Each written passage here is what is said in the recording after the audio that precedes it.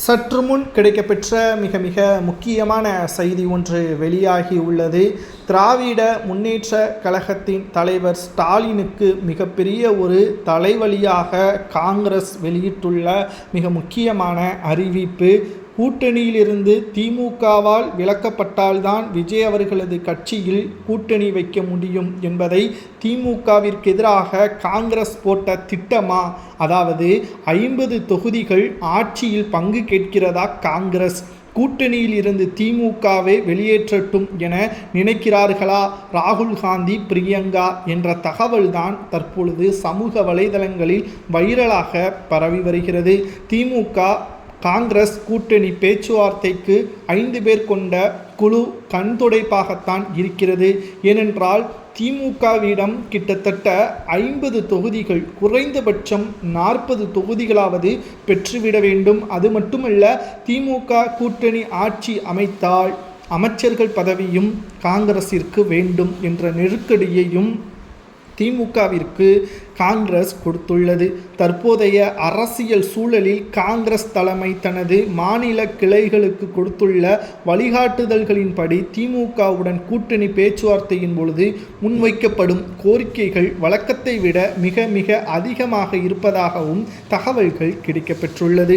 கடந்த தேர்தல்களில் கிடைத்த தொகுதிகளின் எண்ணிக்கையை பொருட்படுத்தாமல் தமிழகத்தில் ஒரு வலிமையான எதிர்க்கட்சியாக தங்களை காட்டிக்கொள்ள குறைந்தது 50 சட்டமன்ற தொகுதிகளை ஒதுக்கீடு செய்ய வேண்டும் என்று காங்கிரஸ் கராராக திமுகவிடம் கேட்பதாக தகவல்களும் தற்பொழுது நமக்கு கிடைக்கப்பெற்றுள்ளது. வெறும் தொகுதிகளுடன் மட்டுமின்றி திமுக வெற்றியடைந்தால் அமைச்சரவையிலும் கணிசமான பங்கை பகிர வேண்டும் என்று காங்கிரஸ் வலியுறுத்தியதாக தகவல்களும் தற்பொழுது அதிர்ச்சி அளிக்கக்கூடிய வகையில் வெளியாகியுள்ளது. இதுதான் ஸ்டாலின் அவர்களது தலையில் விழுந்த மிகப்பெரிய ஒரு இடியாகவே பார்க்கப்படுகிறது. திமுகவை பொறுத்தவரைக்கும் 50 தொகுதிகள் மற்றும் ஆட்சியில் பங்கு என்ற கோரிக்கையை ஏற்றுக்கொண்டால் அது அக்கட்சியின் தனித்த ஆளுமைக்கே தமிழகத்தின் அரசியலில் அதன் செல்வாக்கிற்கும் பெரும் பின்னடைவையை ஏற்படுத்தும் என்பதால் இந்த கோரிக்கையை திமுக கண்டிப்பாக நிறைவேற்றாது. அதற்கு துளி அளவு கூட வாய்ப்பு கிடையாது என்ற தகவலை நம்மால் உறுதியாக கூற முடியும்.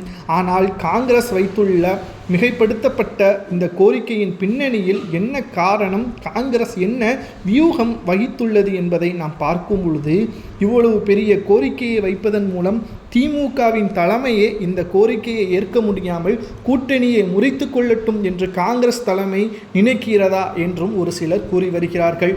ஒருவேளை காங்கிரஸ் திமுக கூட்டணியில் நீடிப்பதை விட ஒரு புதிய அரசியல் பாதையை உருவாக்கிவிடலாம், புதிய கூட்டணியை தேடி சென்றால் ஆட்சியிலும் அதிகாரத்திலும் பங்கு கிடைக்கும் என்று கூறியவர்களிடமே கூட்டணி வைத்துவிடலாம் என்று காங்கிரஸ் கட்சியின் இளைய தலைவர்களாக இருக்கக்கூடிய ராகுல் காந்தி மற்றும் பிரியங்கா காந்தி ஆகியோரின் பார்வை தமிழகத்தை திமுகவை தாண்டி நடிகர் விஜயின் மீது, தமிழக வெற்றி கழகத்தின் மீது கண் விழுந்திருப்பதாகவும் தற்பொழுது அரசியல் வட்டாரங்களில் நம்மால் பார்க்க முடிகிறது.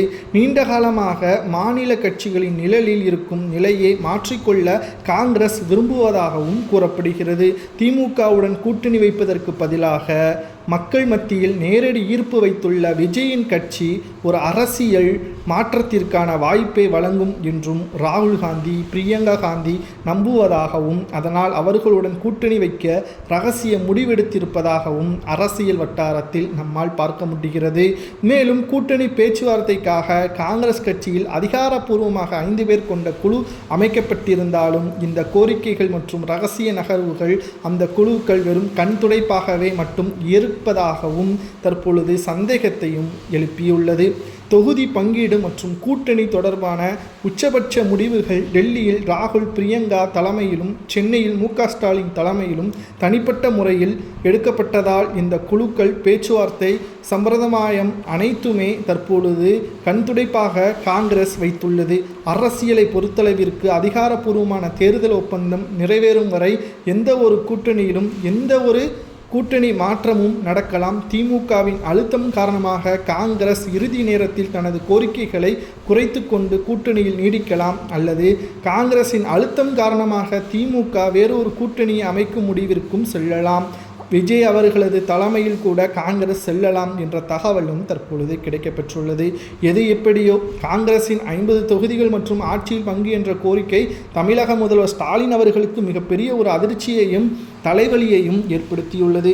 உங்களது கருத்துக்களை கூறுங்கள். தமிழக மக்களாகிய உங்களது கருத்துக்களின்படி காங்கிரசின் உதவி இல்லாமல் திமுக ஆட்சியை அமைக்குமா, அல்லது காங்கிரஸ் எந்த கட்சியுடன் கூட்டணி வைக்கிறதோ அந்த கட்சி ஆட்சியை அமைக்குமா என்பதை மக்களாகிய உங்களது கருத்துக்களை கமெண்ட் வாயிலாக கூறுங்கள்.